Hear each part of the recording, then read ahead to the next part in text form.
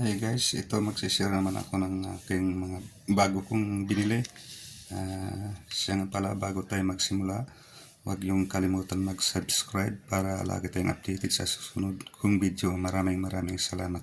At ito guys, umpisa na natin ang ating bagong nabiling coins.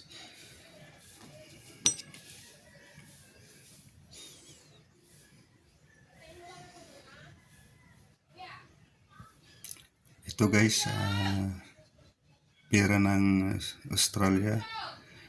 Ito guys, gawa sa silver.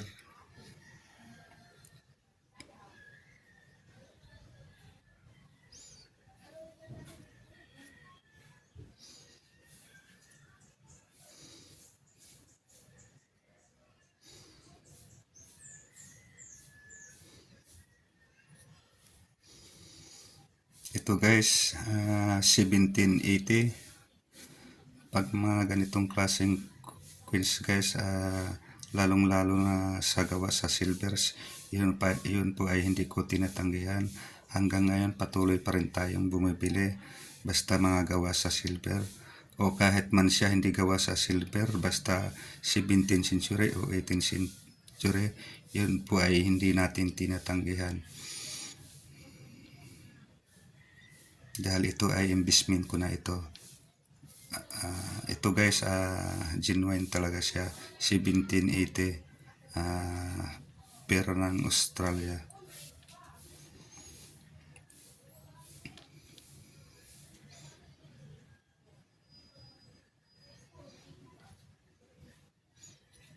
Baka sakaling mayroon man kayo mga ganitong klaseng coins, mag-comment lang kayo. Baka malapit kayo dito sa aking lugar, Sual, Pangasinan. Pwede ko rin kayong puntahan. Basta mga genuine ang mga hawak nyo, kasi ngayon patuloy pa rin akong bumibili ng mga coins, lalong-lalo sa mga gawa sa silver. Okay, next tayo.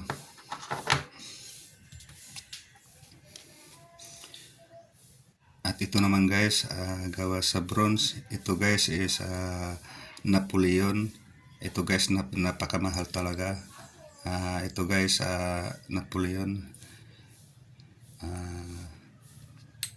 Ito guys ay isang medal lamang. Kahit gawa siya sa bronze, napakamahal dahil ito ay bibira lamang. Mga ganitong klaseng coins guys, hindi ko rin tinatanggihan. Basta ganito na Napoleon, yun po ay aking binibili sa mataas ang halaga.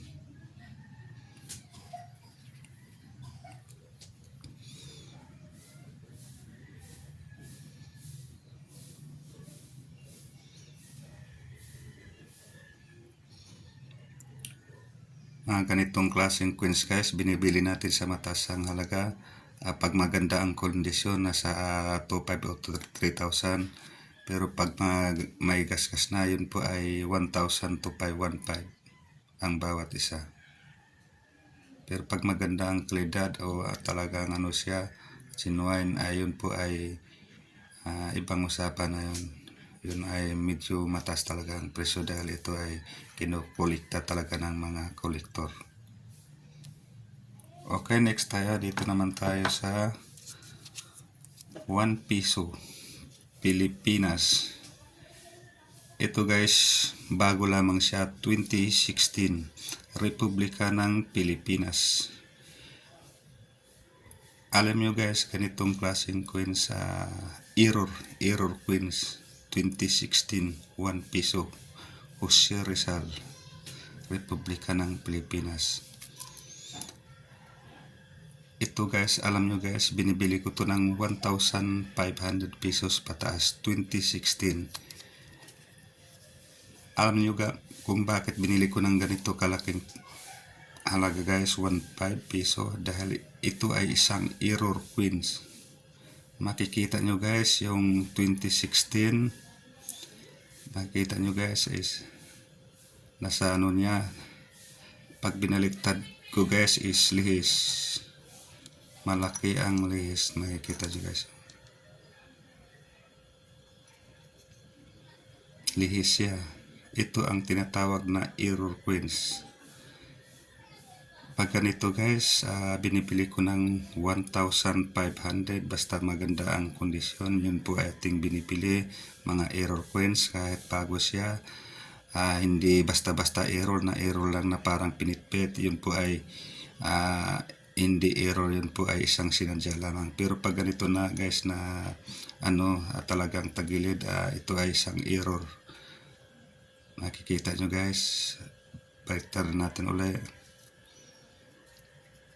Yan guys, yung 2016 nakasintro sa may nakaano sa baba na stapler. Pag binaliktad natin guys, dapat yan ay nakasintro na. Tingnan nyo guys, malayo talaga.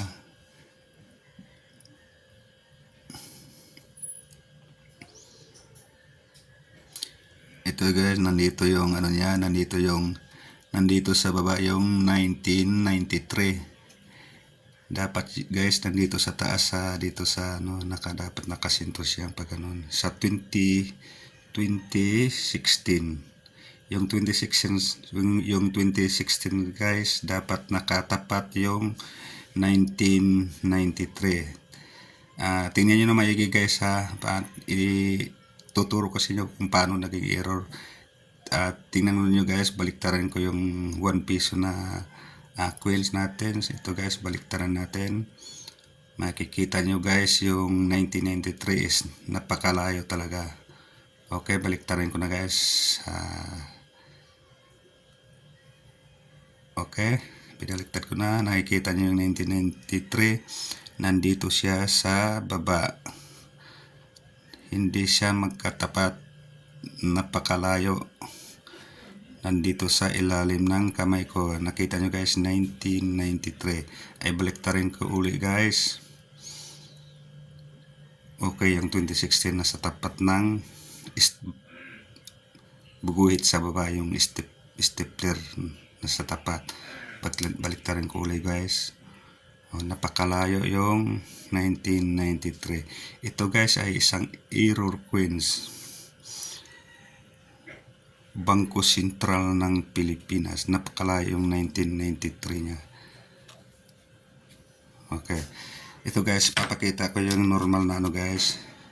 Ito guys, papakita ko sa inyo. Nakikita nyo guys yung ito guys, papakita ko sa inyo yung year 2000 to. Republika ng Pilipinas, 1 piso. Ito guys, baliktaran natin. Baliktarin natin yung dapat magkatapat yung sa likod niya na 1993. Teka guys, baliktarin natin. Nakikita nyo guys, talagang magkatapat sila. 1993. Baliktarin natin ulit sa baba. Yan guys, year 2002. Itaas natin guys. Nakikita nyo guys, magkatapat sila. 1993,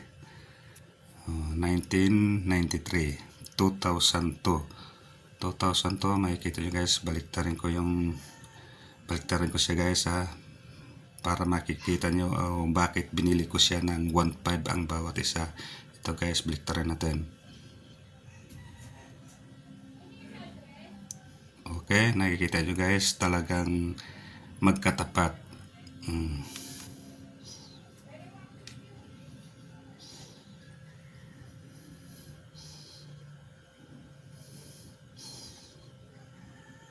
Magkatapat yung number niya. Makikita nyo ulit guys, ikutin ko ulit yan, magkatapat. Hindi kagaya dito na napakalayo. Ito guys, 2016, napakalayo talaga. Baliktarin ito guys, dapat magkatapat. Tandaan nyo yung weight sa taas guys. Baliktarin natin. Nandito sa baba yung 1993. Ganitong klaseng coins guys, binibili ko ng 1,500 pesos. Basta maganda ang kondisyon.